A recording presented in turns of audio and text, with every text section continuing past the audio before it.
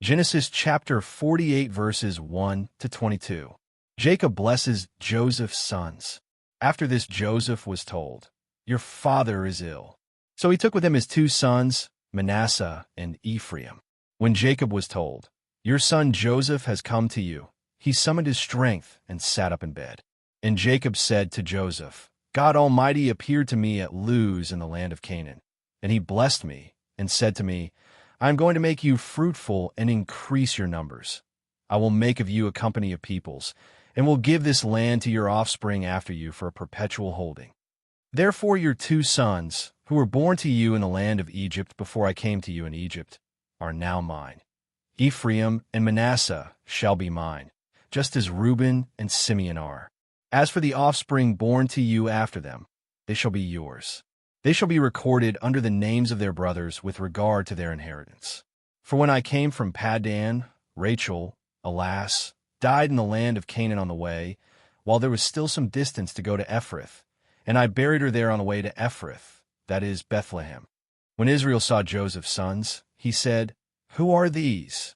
Joseph said to his father, "They are my sons, whom God has given me here." And he said, "Bring them to me, please, that I may bless them."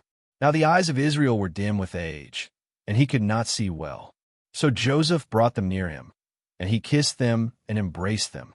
Israel said to Joseph, "I did not expect to see your face, and here God has let me see your children also."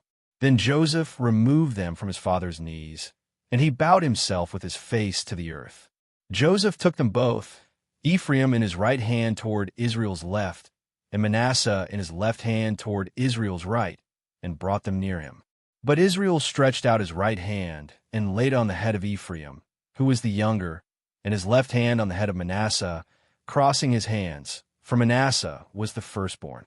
He blessed Joseph and said, "The God before whom my ancestors Abraham and Isaac walked, the God who has been my shepherd all my life to this day, the angel who has redeemed me from all harm, bless the boys.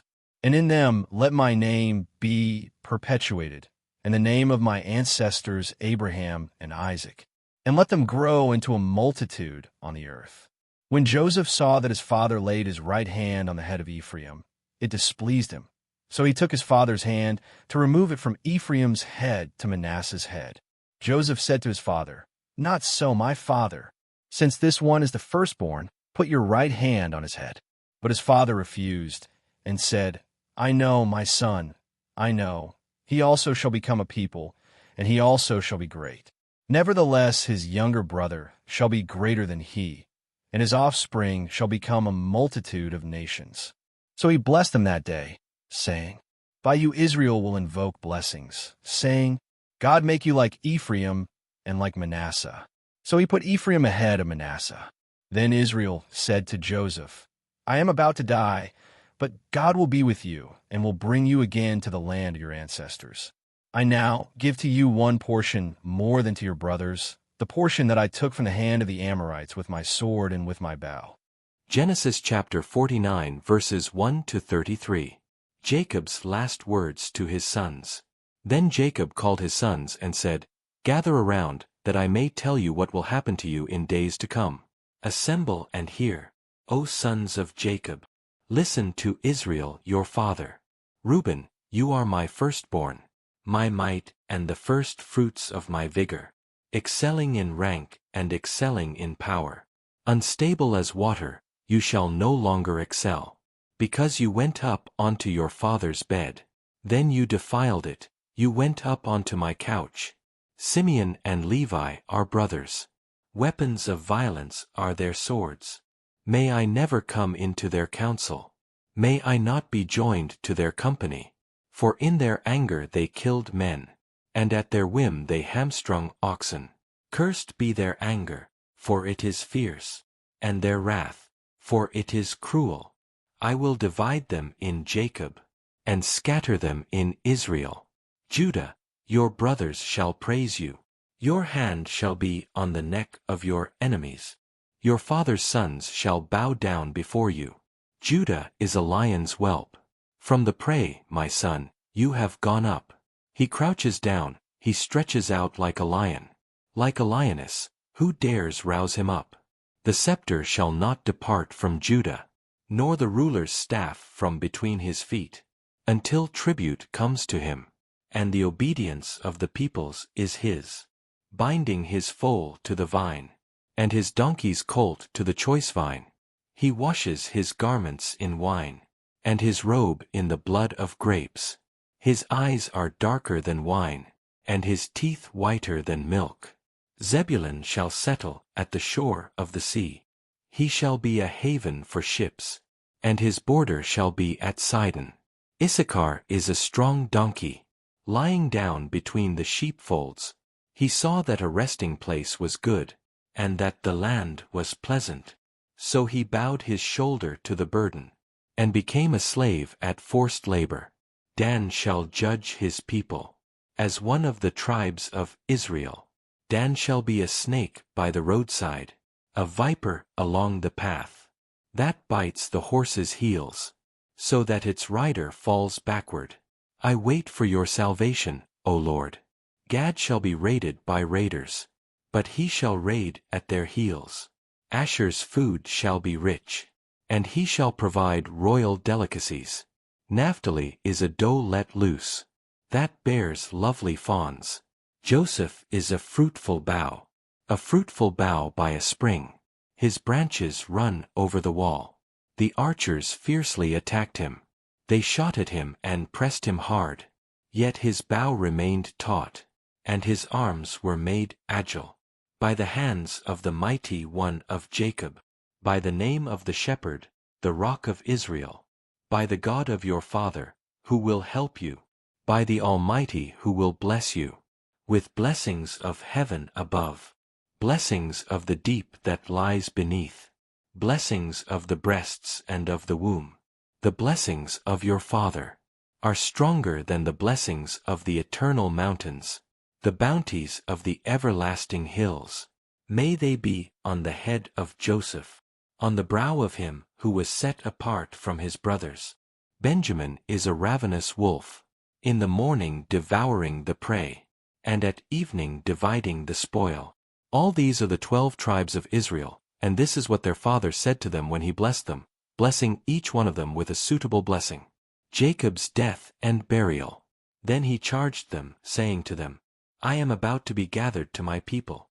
Bury me with my ancestors in the cave in the field of Ephraim the Hittite, in the cave in the field at Machpelah, near Mamre, in the land of Canaan, in the field that Abraham bought from Ephraim the Hittite as a burial site.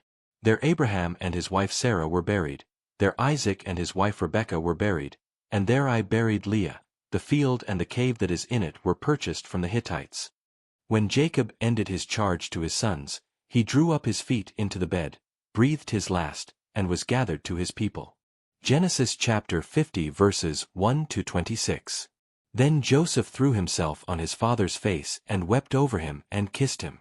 Joseph commanded the physicians in his service to embalm his father. So the physicians embalmed Israel. They spent 40 days in doing this, for that is the time required for embalming. And the Egyptians wept for him 70 days. When the days of weeping for him were past, Joseph addressed the household of Pharaoh. If now I have found favor with you, please speak to Pharaoh as follows. My father made me swear an oath, he said, I am about to die. In the tomb that I hewed out for myself in the land of Canaan, there you shall bury me. Now therefore let me go up, so that I may bury my father. Then I will return. Pharaoh answered, Go up and bury your father, as he made you swear to do.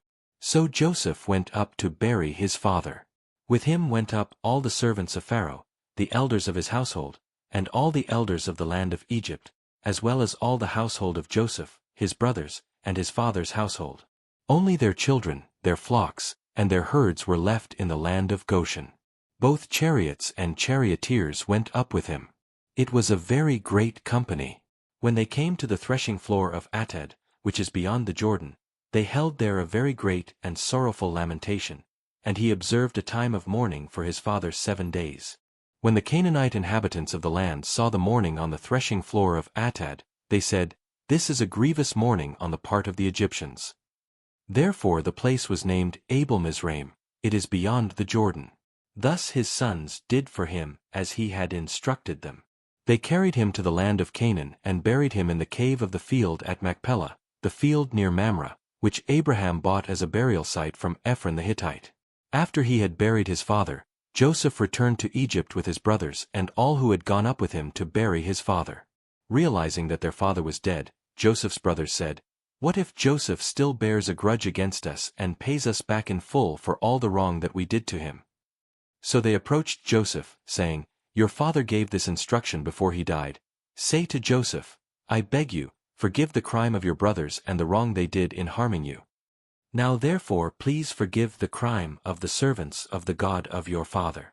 Joseph wept when they spoke to him. Then his brothers also wept, fell down before him, and said, "We are here as your slaves." But Joseph said to them, "Do not be afraid. Am I in the place of God? Even though you intended to do harm to me, God intended it for good, in order to preserve a numerous people, as he is doing today. So have no fear. I myself will provide for you and your little ones." In this way he reassured them, speaking kindly to them. So Joseph remained in Egypt, he and his father's household, and Joseph lived 110 years. Joseph saw Ephraim's children of the third generation. The children of Machir son of Manasseh were also born on Joseph's knees.